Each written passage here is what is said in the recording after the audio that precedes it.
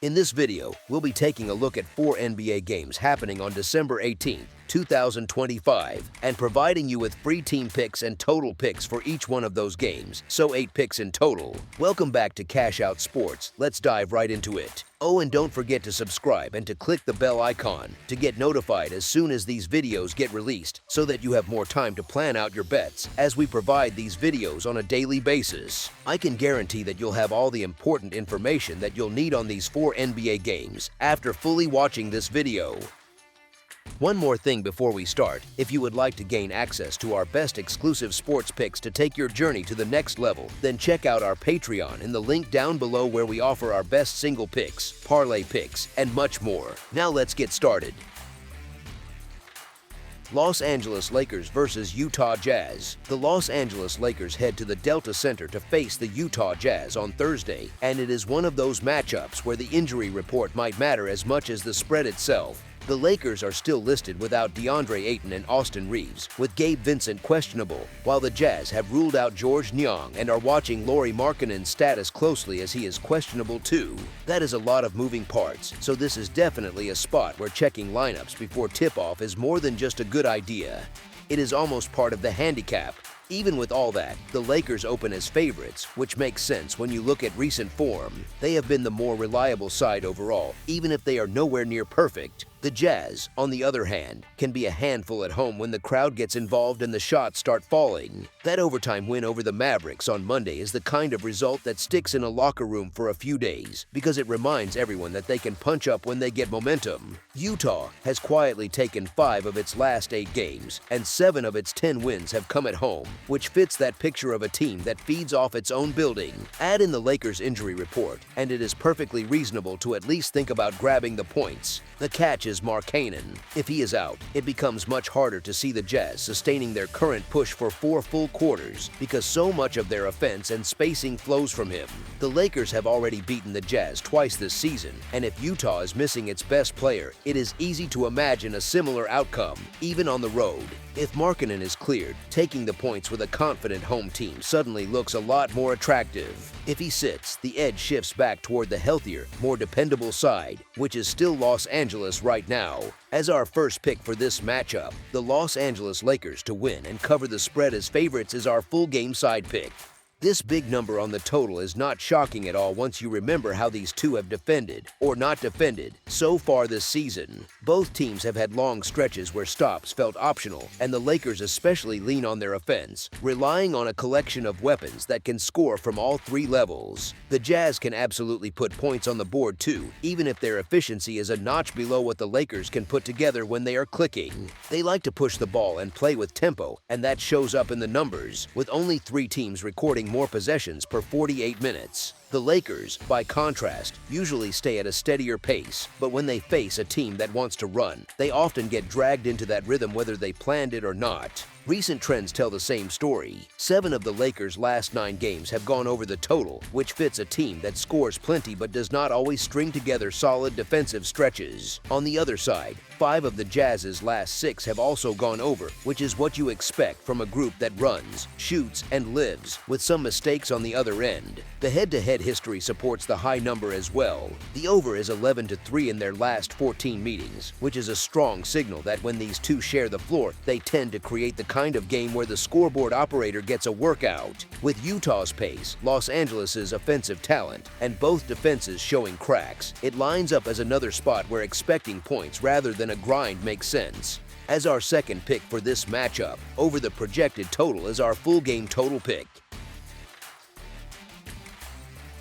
Golden State Warriors versus Phoenix Suns. The Golden State Warriors head to Phoenix to take on the Suns on Thursday night at the so-called Mortgage Matchup Center, and it is one of those games where the market narrative feels a bit out of sync with what we have actually seen lately from Golden State on the road. The Warriors are still listed without Al Horford and Pat Spencer, while the Suns have ruled out Jalen Green, with Grayson Allen and Isaiah Livers both tagged as questionable. Golden State has been grinding through a rough stretch, and that loss to the struggling Pacers in their last outing stung even more because Curry exploded for 48 points and it still was not enough. Even so, they open as slight favorites against a Suns team that has been banged up and has cooled off over the last couple of weeks. These teams last met back on November 10th, when the Warriors won 118-107, but a repeat of that kind of margin feels less likely this time, especially with Phoenix at home and hungry. Here's the thing, the Suns are a solid home team with an 8-5 record in their own building, while the Warriors are sitting at 6-10 away from home.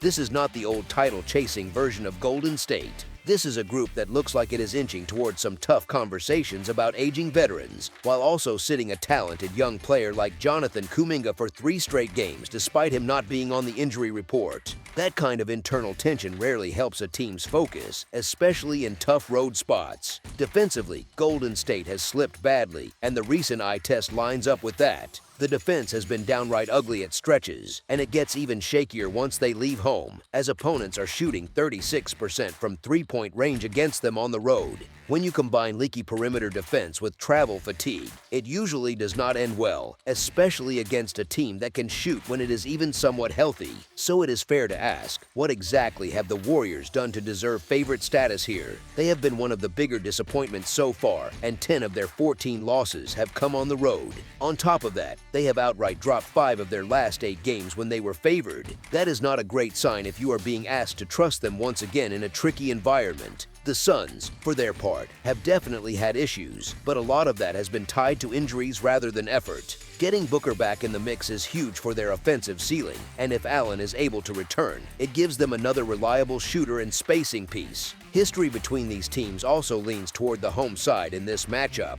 with the home team winning 7 of the last 10 meetings. When you put that together with Golden State's shaky road form and defensive problems, it becomes pretty hard to justify laying points with the Warriors in this spot, even if Curry is always capable of catching fire. Phoenix as a home underdog simply feels like the more reasonable side to trust here. As our first pick for this matchup, the Phoenix Suns to cover the spread as underdogs is our full game side pick. Both the Suns and Warriors grade out as average or slightly below in terms of pace, so you are not dealing with 2 pure track meet teams that are sprinting up and down every possession. That said, Golden State still has Curry, and he can carry an offense by himself for long stretches, which we just saw with that 48-point outing. When a player like that is on the floor, even a modest pace can feel a lot faster on the scoreboard. Golden State has gone over the total in 2 straight games, which is not shocking when you note that they allowed an average of 131.5 points in those 2. That kind of defensive performance, or lack of one, naturally pushes games toward higher totals, because even if the offense has a cold stretch, the opponent keeps scoring. If that trend continues even partially, it is easy to see the scoreboard lighting up again. Phoenix at home adds more fuel to that possibility. The Suns are shooting 38.4% from 3 on their home floor and 48.2% from the field overall. Those are strong efficiency numbers, especially at home where role players usually feel more comfortable. The background is familiar, and the rim tends to look a little bigger. Combine that level of shooting with a Warriors defense that has been struggling to keep anyone in front of them, and you get a setup where Phoenix can put up a healthy total without needing to play wild, up and down basketball. Sure, the pace labels as average or lower on paper, and that might scare some people off the over at first glance. But when one team has an all-time shooter who can bend defenses and the other has efficient home shooting numbers, the raw possession count becomes a little less important. Quality of possession matters just as much as quantity. If both sides are getting clean looks from 3 and finishing well at the rim, you do not need breakneck speed to reach a higher number. Given the Warriors' recent defensive form and Phoenix's shooting splits at home, it is reasonable to expect a game where scoring comes in steady waves. Even if there are short lulls, there are enough offensive weapons and enough shaky defense, especially on the Golden State side, to lean toward a total that lands above the projected number rather than below it. As our second pick for this matchup, over the projected total is our full game total pick. Orlando Magic versus Denver Nuggets. The Orlando Magic head into Ball Arena on Thursday to take on the Denver Nuggets, and this spot feels rough for a short-handed road team walking into a buzzsaw that is already rolling. The Magic are still without Jalen Suggs, Moritz Wagner, and Franz Wagner, while the Nuggets have Aaron Gordon ruled out again with Tim Hardaway Jr. and Peyton Watson both tagged as questionable. Orlando had built a bit of momentum before running into a red-hot Knicks squad in their last outing, and now they step straight into another brutal assignment against a Denver team riding a 5-game win streak. Not exactly the soft part of the schedule. The Magic do get Paolo Banchero back, which helps a lot, but the rest of the report is not exactly encouraging.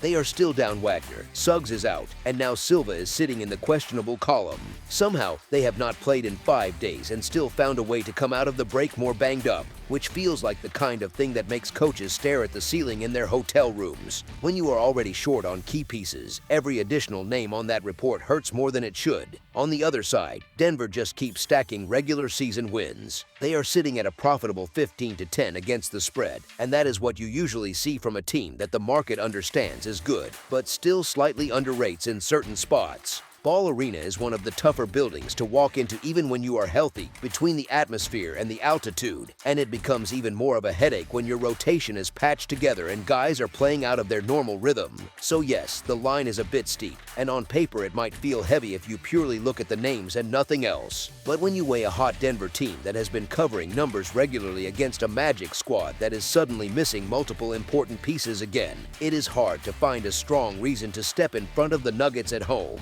Honestly, there is just not much appeal in trusting Orlando to keep trading blows for 4 quarters in this situation. As our first pick for this matchup, the Denver Nuggets to win and cover the spread as favorites is our full game side pick. The Magic are averaging 117.9 points on 47.1% shooting and giving up 114.1 points on 47.8% shooting. That is the stat line of a team that can absolutely score, but also one that allows opponents to stay comfortable more often than it would like. From deep, Orlando is hitting 34.4% of its threes and 79.6% at the free throw line. They are allowing 35.9% shooting from beyond the arc and pulling down 44.9 rebounds per game. So they rebound well enough to close possessions and create a few extra looks, but they also give up a fair number of clean perimeter shots, which can swing stretches of a game if an opponent gets hot. Denver's offensive profile is even louder. The Nuggets are averaging 125.6 points on 51.6% shooting and allowing 116.2 points on 46.6% shooting.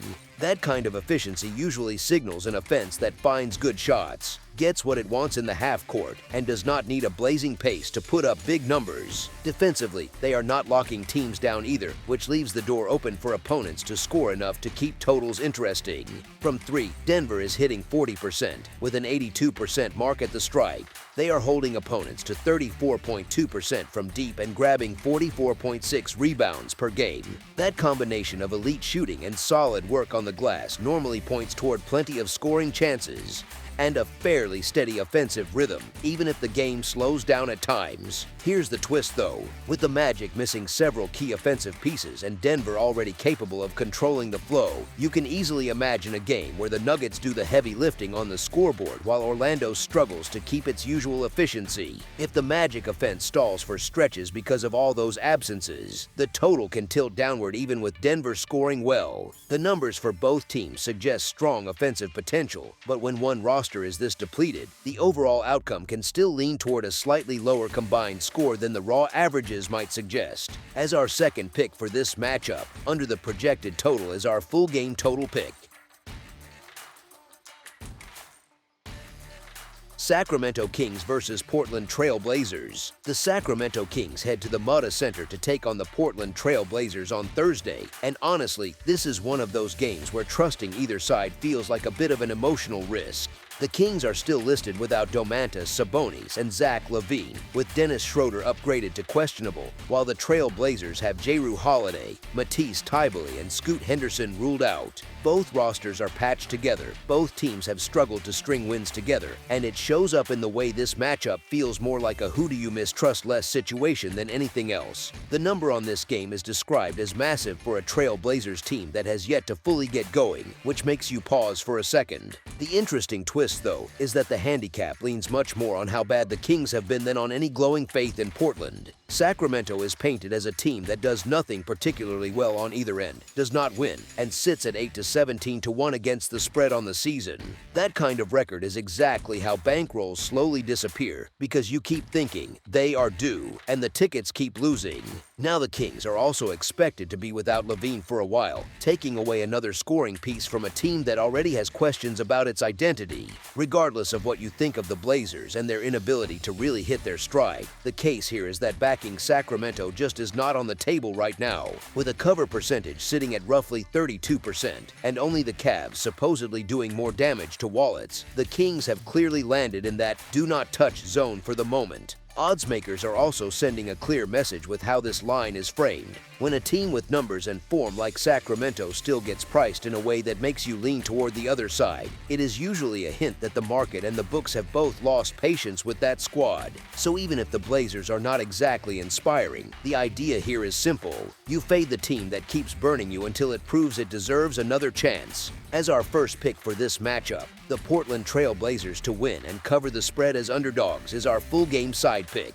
The Kings are averaging 110.9 points per game on 46.5% shooting and giving up 122.4 points on 49.9% shooting. That is a tough defensive profile, with opponents scoring freely and shooting a very high percentage. It suggests that Sacramento games can tilt toward higher scores if the offense keeps up, but they can also stall if the Kings have one of those off nights where they cannot match what they are allowing. From deep, Sacramento is hitting 35.3% from 3 and 75% at the free throw line. They are allowing 35.2% from beyond the arc and pulling down 39.8 rebounds per game. The rebounding number is on the low side, which can mean fewer second chances for them and more one-and-done trips, quietly helping to cap the total if they are not lights out from the field. Portland's numbers tell their own story. The Trail Blazers are averaging 118.2 points on 44.4% shooting and allowing 121.9 points on 48.2% shooting. So they can score, but they also give up a lot, and their shooting efficiency is decent but not overwhelming. From 3, they are hitting 33.5% and 80% at the foul line. Defensively, they are allowing 36.5% from deep and grabbing 45.5 rebounds per game. That extra work on the glass from Portland can limit some of Sacramento's second chance looks.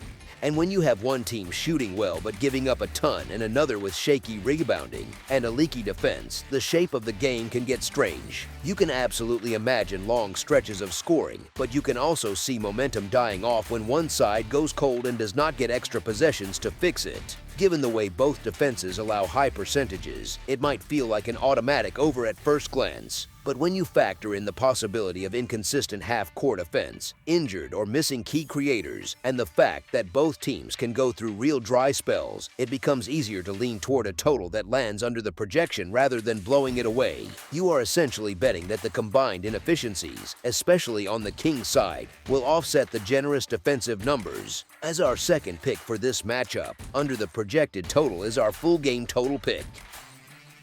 That's all for now, so if you have any other games you would like reviewed, then leave a comment down below with the game you would like analyzed, subscribe to our channel, leave a like on this video, and we'll get to it as soon as we possibly can. We would also love to hear your opinion on the picks presented to you in this video, whether you agree or disagree with them, so leave a comment down below and do let us know.